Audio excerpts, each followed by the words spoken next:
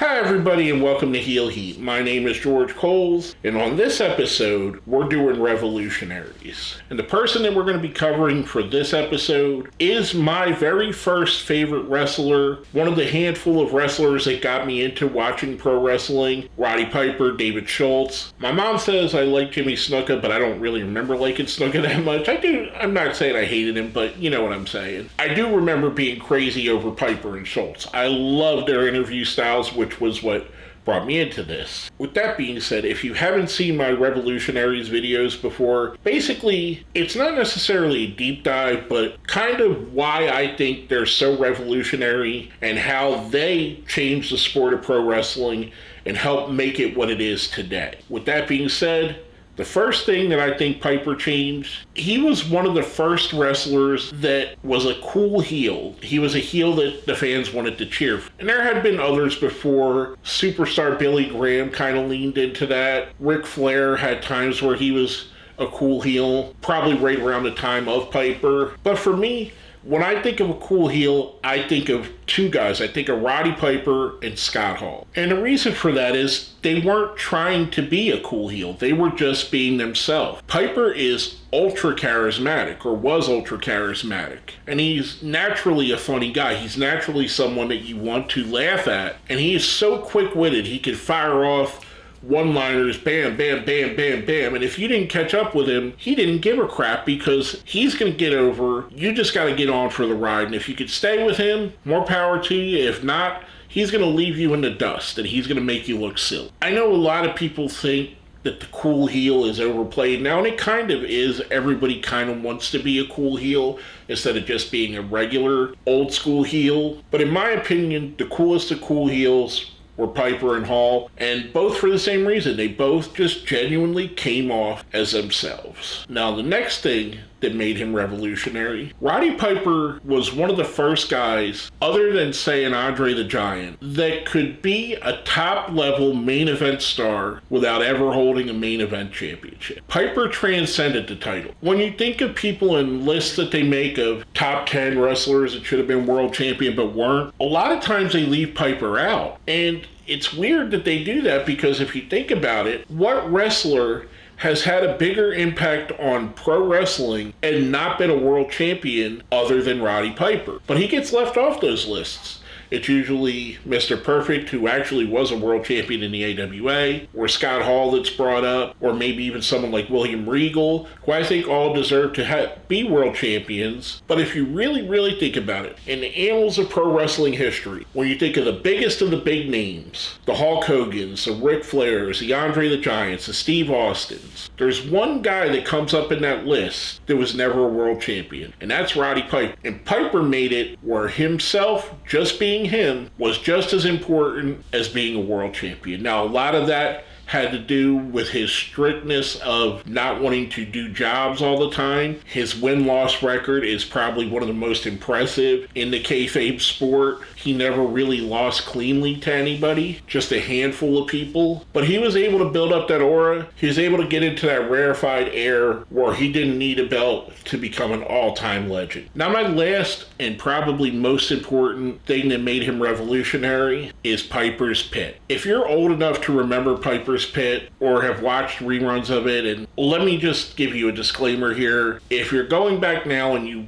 weren't around when Piper's Pit was at its peak, or even around in the 80s or even the 90s, there's going to be a lot of stuff that in 2025 eyes is very cringeworthy, very, how shall I say, controversial, very maybe racially motivated, or how should I say, homophobic at times. However, I think if you look at all comedy of that time, of the mid-80s, the late 80s, you're going to find that throughout there. As someone who lived through it, it wouldn't be nothing to see your most famous comedian on a late night television show making jokes about kids starving in Africa, or seeing other comedians making jokes connecting homosexuals to AIDS. And I know it sounds horrible now, and it was even horrible then, just the humor was a little different. So if you go back now and you watch that, just keep that in your mind that it very much fit into what was going on in pop culture. I mean, hell, we're talking about an era where it was still okay okay for Kamal to be portrayed as a Ugandan savage, or any wrestler that was Samoan automatically had a hard head. It was a different time. If you go back to Piper's Pit, and Piper's Pit is still hilarious, it's still